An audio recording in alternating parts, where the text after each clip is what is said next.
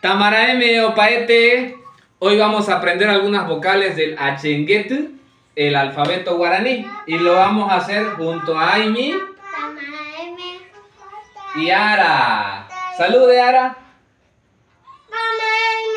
Muy bien. Tenemos aquí 6 vocales, que 5 de estas son las mismas que tenemos en castellano y una no la tenemos en el castellano. Se llaman vocales orales porque al pronunciarlas el aire sale por la boca. En el siguiente video le vamos a entender por qué hay esa división. La primera vocal es la vocal A.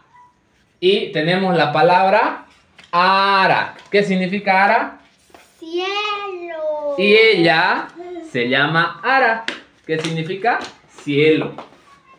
Hay 3 significados que tiene esta palabra dependiendo del contexto, que puede ser cielo, día o tiempo.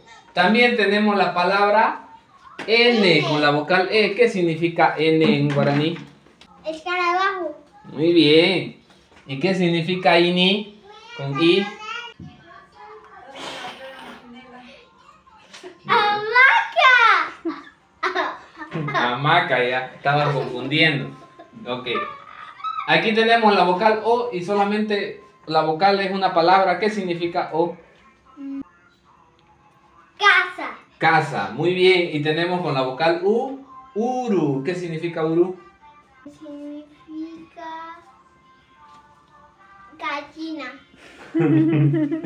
Y esta vocal que no existe en el castellano es la vocal U. ¿Cómo podemos pronunciar así rápidamente? Hacemos como si íbamos a pronunciar la I, pero tratamos de pronunciar la U y decimos U. U. ¿Qué significa U? Agua. Muy bien, con eso terminamos el video de hoy. Yasoropay, tumpandileño.